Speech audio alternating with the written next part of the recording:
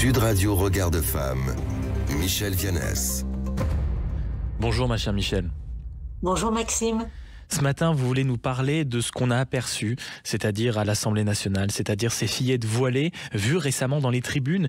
Pour certains, c'est un choix culturel ou religieux. Pour d'autres, c'est une atteinte aux droits de l'enfant.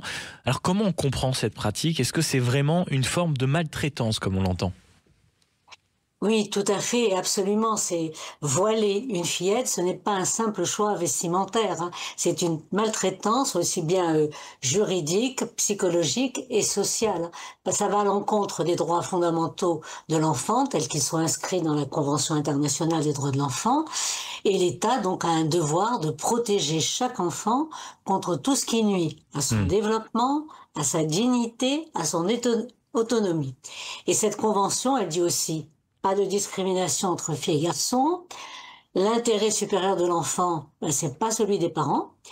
Et son opinion doit être respectée. Or, une fillette de 10 ans n'a pas la maturité pour choisir de se voiler. Et quand elle porte à l'école ou en sortie scolaire, c'est pas un signe de foi. C'est un marqueur qui est imposé, une contrainte familiale et carrément une assignation à son rôle de femme en devenir. Mais vous comprenez aussi, ma chère Michel, que certains parents disent vouloir transmettre leur culture ou leur foi. Est-ce que, comme on l'entend aussi ici et là, est-ce que si on vous écoute, est-ce que c'est pas un risque de stigmatiser certaines familles?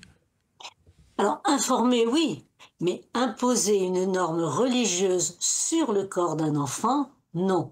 La protection de l'enfant, c'est pas une question culturelle, hein, c'est une question de droit. Et d'ailleurs, l'Organisation mondiale de la santé définit la maltraitance. C'est toute action entraînant un préjudice réel ou potentiel pour la santé et le développement ou la dignité de l'enfant. Là, je viens de citer. Hein. Et le voilement précoce, ça rentre totalement dans cette définition parce qu'il sexualise le corps de la fillette en lui faisant croire qu'il faut le cacher, parce qu'il limite sa liberté pour jouer, courir, faire du sport, vivre la mixité, et aussi parce qu'il l'enferme dans un modèle inégalitaire où la responsabilité du regard masculin, il pèse sur elle.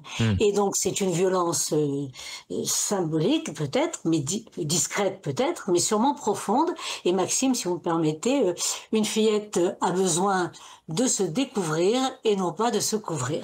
Mais et cette scène précisément à l'Assemblée nationale, ma chère Michel, qu'est-ce qu'elle dit de notre République? Qu'est-ce qu'elle dit de nous? Elle révèle un vrai paradoxe.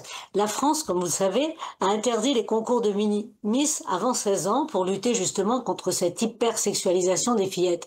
Mais on tolère qu'elles soient voilées dans l'espace public au nom d'une prétendue tolérance religieuse. On protège certaines filles des stéréotypes sexistes et on en abandonne d'autres à une norme patriarcale. Ce double standard est insupportable et dans le cas qui a choqué récemment, des élèves d'une école privée voilée en sortie à l'Assemblée, d'ailleurs la présidente Yael Braun-Pivet l'a dénoncé publiquement, et c'est choquant, je dirais à la fois sur le plan juridique et sur le plan symbolique, parce que les droits de l'enfant ne sont pas géométrie variable. Oui, voiler une fillette, c'est une maltraitance, pas seulement morale mais juridique, psychologique et sociale, et tant qu'on détournera le regard, on participera à cette violence symbolique. Parce qu'une enfant, c'est d'abord une citoyenne en devenir, et c'est à nous à lui garantir un avenir libre, égal et ouvert. Merci ma chère Michel.